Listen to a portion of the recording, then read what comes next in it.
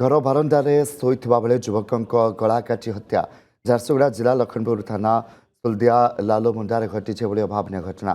ମୃତ ଯୁବକ ହେଉଛନ୍ତି ପ୍ରଦୀପ ଭୋଇ। ଗତକାଲି ବିଳମ୍ବିତ ରାତିରେ ଏକ ଦୁର୍ବୃତ୍ତ ଆସି ଏକ ଧାର ଅସ୍ତ୍ରରେ ତାଙ୍କ ଗଳା କାଟି ଫେରାର ମାରିଛି। Lakhanpur police scientific team dog squad ଘଟଣାସ୍ଥଳରେ ପହଞ୍ଚି ତଦନ୍ତ ଆରମ୍ଭ କରିଛି। सकाळू सकाळू गोटे अभावनीय घटना गोटे सामना को आसी लखनपुर थाना सुलदिया लालुमुंडारे एभली गोटे घटना घटी राति शोइथिबा बेले गला काटी हत्या करी फेरार हो जाइथिबा बेले पुलिस जन को अटक रखिथिबा वर्तमान आम पाखरे सूचना रही।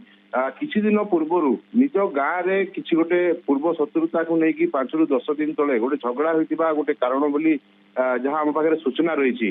तो कहीं ना कहीं जो देखिए गतकाली राति जितेबाला जो लालुमुंडार जो प्रदीप भोई अच्छा सी निज घर बारंडार शोइथिले एवं से समय गोटे सुजोग नहीं कि जितेबाला दुर्बृत्त जनक आसिकी गला काटी फेरार हो जाते कहीं ना कहीं यही घटना को लेकिन गोटे प्रतिक्रिया प्रकाश पाई गाँ अंचल जो सुलदिया अंचल एवं वर्तमान एवं पुलिस घटनास्थल जो डाक्तरखाना तनाघना जारी रखी कौ परिस्थिति केमिति घटना घटी